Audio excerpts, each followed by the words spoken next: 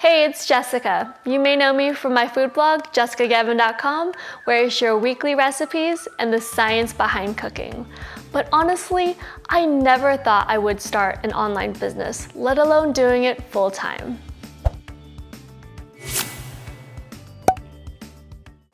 I grew up in Alameda, California as the youngest of 3 siblings with my brothers Blandon and Sydney, and food has been extremely important to our family. In fact, both of my grandfathers, after they immigrated from China in the 1960s, found themselves as rival chefs in the same kitchen. Eventually, my grandfather, Bing Chao Yi, opened up his own restaurant in Berkeley, California called Bamboo Terrace. A defining moment in my childhood was when I was 8 years old, and I remember it was Christmas morning. I was so excited to run down the stairs and see what Santa had left, and there was this big box that couldn't even fit under the tree. And I started to rip open the wrapping paper, and inside was an easy bake oven. It was exactly what I wanted, and it completely piqued my interest and curiosity to become a chef, just like my idols Julia Childs and Jacques Therese. Growing up, my parents used to host the best parties on the weekend. We'd have our friends and family and my cousins come over. We'd have a huge elaborate feast, and of course, my mom's famous almond jello. We were definitely stuffed and partied out by the end of the night, but it was so much fun. Unfortunately, when I was 10 years old, my mom passed away from cancer, and it completely changed our lives. But I looked to cooking as a source of distraction, but also comfort. It reminded me of the good times and bonds that my family created together, and it was something that really got me through that tough time.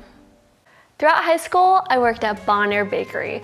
We specialized in European pastries, cakes, and it's where I fell in love with croissants. So after graduation, I knew that I wanted to go to culinary school. It was a clear-cut path, and I was so excited to tell my family. However, when I shared the news with my dad, he said no, and my dreams were absolutely crushed, and I didn't know what to do. You see, my dad grew up working in his family's restaurant, and he knew how tough and exhausting the industry was, and he wanted a different life for his family, so he pushed me to get my bachelor's degree instead.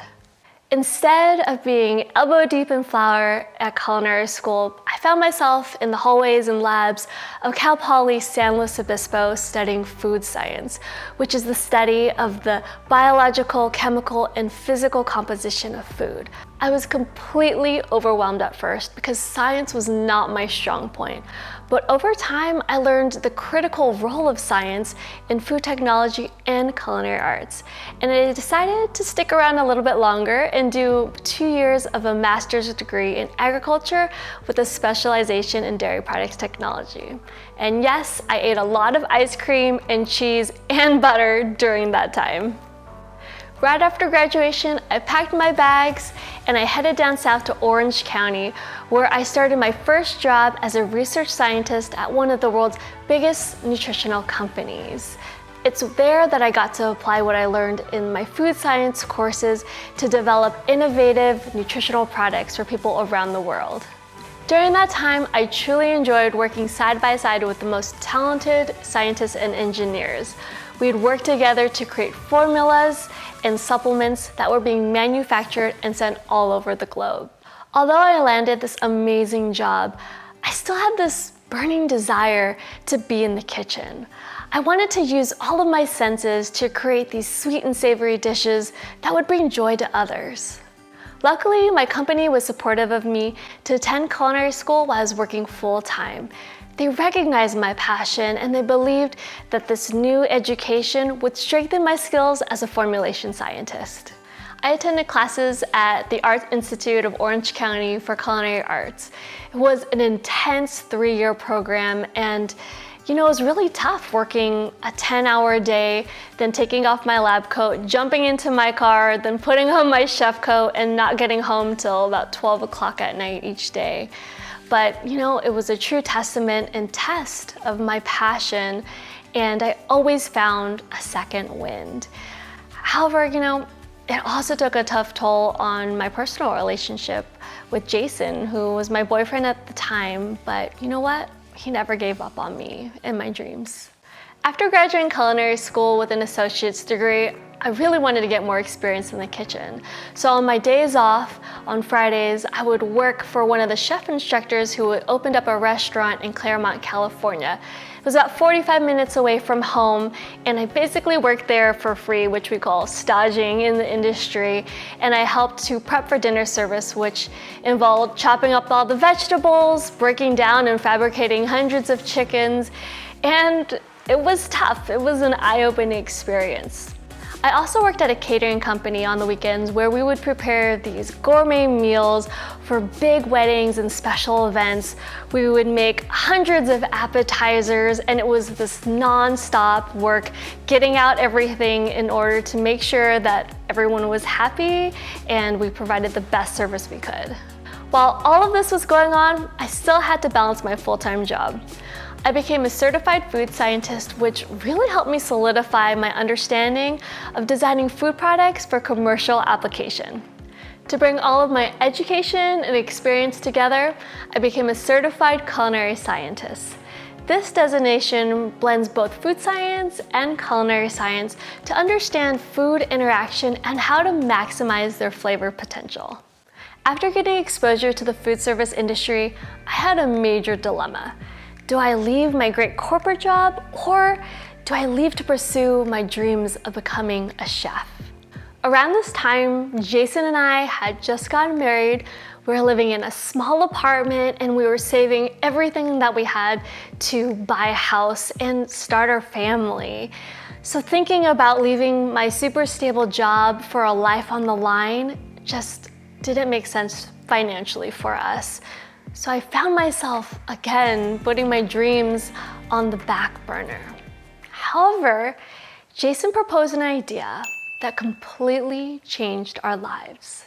Jason suggested that I start a food blog. It would be this creative outlet where I could still be in the kitchen but not have to quit my job. And to be honest, at first I thought he was crazy. I didn't have any experience with websites, but luckily he did. Actually, when we met in college, he was running a full-time internet business with his friends in school while attending classes. It was pretty amazing. So we dived right in and we made a deal. He would handle the technical aspects of the website, and I got to focus on developing the recipes. It was a pretty sweet deal and a great partnership. However, it got off to a little bit of a rocky start. There was so much that we had to learn and new skills that we had to pick up to actually run this business and publish content. So over time, our little website started to grow and demanded more attention, and we were figuring out how to improve the quality of work while creating more content. And just when we thought we were hitting a groove, we got some pretty exciting news. We are expecting our first child. And that was a huge point of, do we continue to do what we're doing, or how do we keep this train moving? And instead of taking a break, we decided to lean in and figure out how we were going to make it work. After having my son James, it was a pretty hectic time, but we figured out how to coordinate everything and keep the business going. And in fact, I felt like I was better able to serve my readers because I was a mom too, and I understood the needs. And that's when I really felt like the website was gaining traction. In fact, I even got the attention of a publisher who allowed me to create my first cookbook.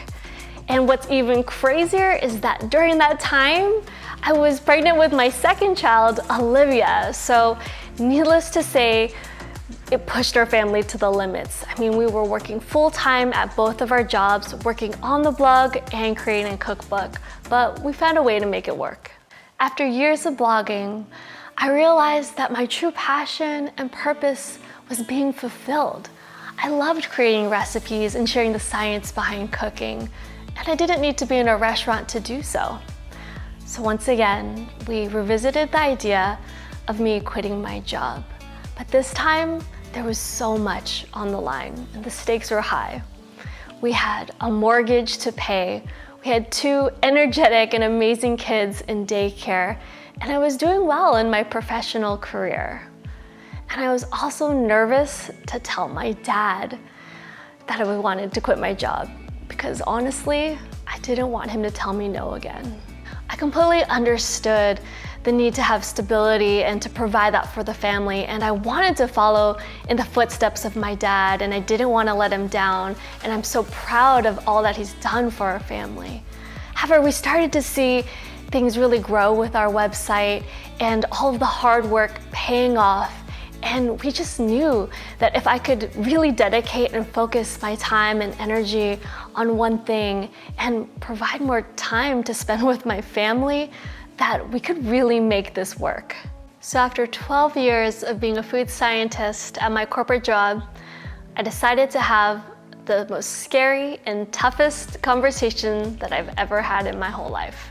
I would be quitting my job, and it was the hardest thing I've ever had to do, but I just felt this wave of relief because I could finally truly pursue my dreams and live my purpose. And I was ready. I was excited to start the next step in my life. It's been a year since I quit my job, and just being able to focus full dedication to the business has really allowed it to grow, so much so that my husband Jason has also been able to quit his job and work with me on the website. This is our dream as a family, to be able to have the flexibility and opportunity to actually work together on something that we just put so much blood, sweat, and tears into, and to help it get to that next level and provide for our family. I am so thankful that each day I get to do what I love. I'm so lucky to be able to connect with people from around the world, and this website has given me the opportunity to do things I never would have dreamed of, like meeting my culinary idols, doing live cooking demos, speaking at conferences and on podcasts. Finally, this blog has given me the opportunity to give back. Throughout my food journey, I've had mentors and people who believed in me even though I didn't believe in myself. And those little things of encouragement has really helped me along my path. So I established a scholarship for college students who also want to make this world a better place through food, science, and technology. Again, I am so grateful for you. This blog would be nothing without you, so I appreciate you leaving comments, coming to my website, and checking out my videos. Thank you again. I'll see you soon.